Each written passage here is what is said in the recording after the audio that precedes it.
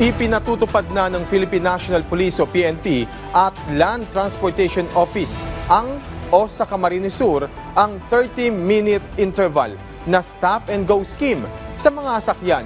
Layon po nitong maibsan ang matinding traffic. Nasa linya ng telepono si Chris Novelo ng Radyo Pilipinas Naga para sa Balitang Pambansa.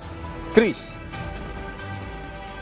Pinipulagan ng mga kauhan ng Department of Public Works and Highways Bicol o DPWH ang paglalatag ng steel sheet pile at paglalagay ng lupa sa nasirang kalsada sa bahagi ng National Highway sa Barangay Kabutagan sa bayan ng Lupi, Camarines Sur.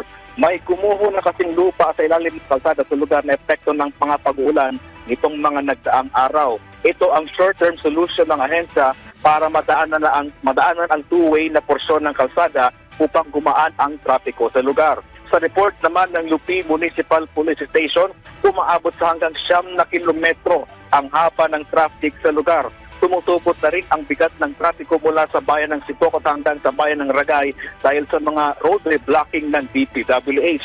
Sa ngayon ay nagpapatuloy ang pinapatupad na 15 to 30 minutes na stop-and-go scheme ng mga otoridad para maging smooth ang daloy ng trapiko sa lugar.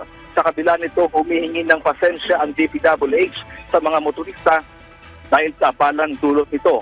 Oras naman at matapos ang paglalatag ng steel sheet pile at backfilling sa lugar ay maging 2 lanes na ang daloy ng mga sasakyan sa Andaya Highway. Ikan sa Naga City, Camarines Sur, Chris Novelo para sa Balitang Pambansa. Maraming salamat, Chris Novelo.